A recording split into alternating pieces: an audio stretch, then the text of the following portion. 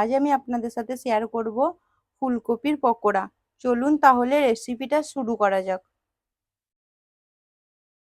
ফুলকপির পকোড়ার জন্য এখানে আমি একটা বড় সাইজের ফুলকপি নিয়েছি। ফুলকপিগুলো আমি এরকম করে কেটে নিয়েছি। এরকম ভাবে আমি একটা বড় সাইজের, আপনাদের কাছে বড় সাইজের ফুলকপি যদি না থাকে দুটো ছোট সাইজের ফুলকপি হলেও হবে। এরকম করে কেটে নিয়েছি। এইদিকে আমি জল বসিয়ে দিয়েছি, জল আমার গরম হয়ে গেছে। আমি এর মধ্যে ফুলকপিগুলো দিয়ে দেব।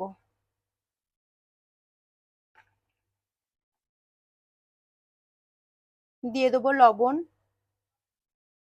আমি এটা 3 মিনিটের মতন সেদ্ধ করে নেব ফুলকপিগুলো।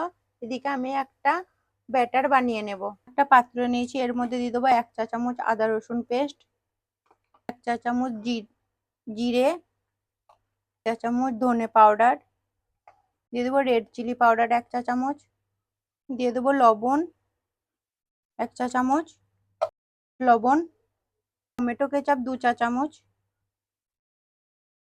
2 চা চামচ রেড চিলি সস। আপনাদের কাছে রেড চিলি সস যদি না থাকে শুকনো লঙ্কাকে পেস্ট করেও আপনারা দিতে পারেন। দিয়ে দেবো 2 চা চামচ ভিনিগার। আপনাদের কাছে ভিনিগার যদি না থাকে আপনারা লেবুর রসও ব্যবহার করতে পারেন। দেবো ধনে পাতা কুচি। এর মধ্যে দিয়ে দেবো 1 কাপ পরিমাণ জল।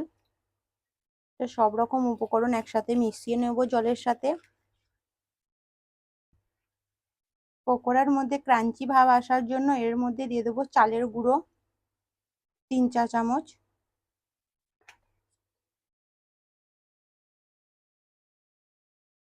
এর মধ্যে দিয়ে দেবো বেসন 3 চামচ পরিমাণ। কটা উপকরণ আমি একসাথে মিক্স করে নেব।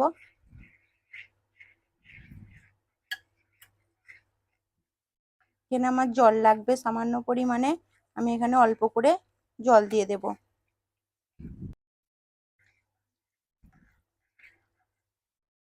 আপনারা আপনাদের হিসেব মতো মশলাটা বানিয়ে নেবেন।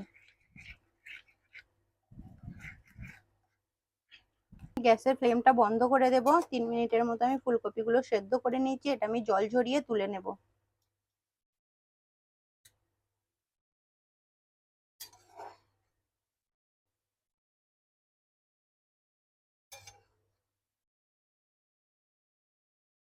ফুলকপিগুলো গরম আছে, আমি এটা ঠান্ডা করে নেব।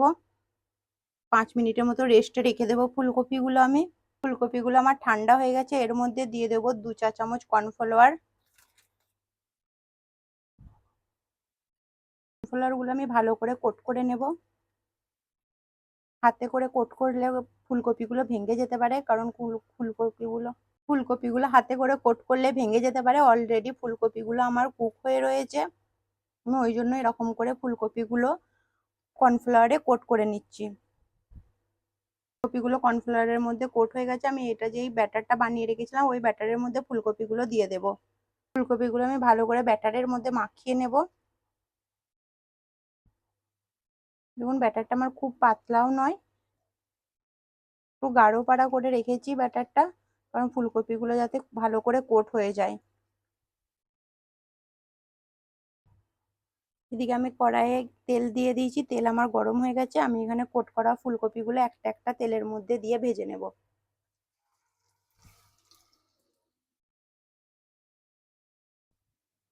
এরকম নিচেটা একবার ধরে রাখতে হবে, ফুলের দিকটা দিয়ে ছেড়ে দিতে হবে।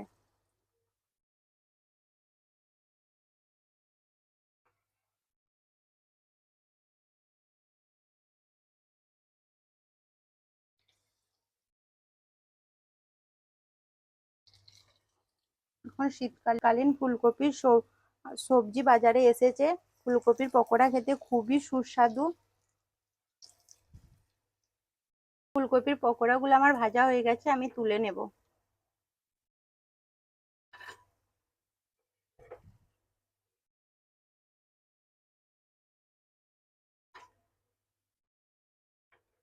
দেখুন পকোড়াগুলো কতটা ক্রাঞ্চি হয়েছে, আমি দেখাচ্ছি আপনাদেরকে, শব্দটা দেখুন। ফুলকপির পকোড়াগুলো আমি সব ভেজে নিয়েছি। এগুলো আমি একটা কড়াইয়ের মধ্যে আর একবার মশলা দিয়ে ভেজে নেব। একটা চাইনিজ কড়া নিয়েছি, এর মধ্যে দিয়ে দেবো সয়াবিন অয়েল। গরম হয়ে গেছে, দিয়ে দেবো কারি পাতা, দিয়ে দেবো 1 চা চামচ রসুন আর কাঁচা লঙ্কা, 1 চা চামচ সাদা তিল। সব রকম উপকরণ পকোড়াগুলো আমি দিয়ে দেবো।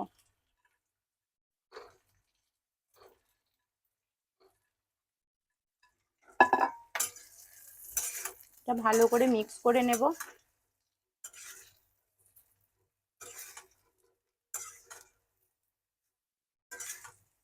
আমার রেডি হয়ে গেছে ফুলকপির পকোড়াগুলো।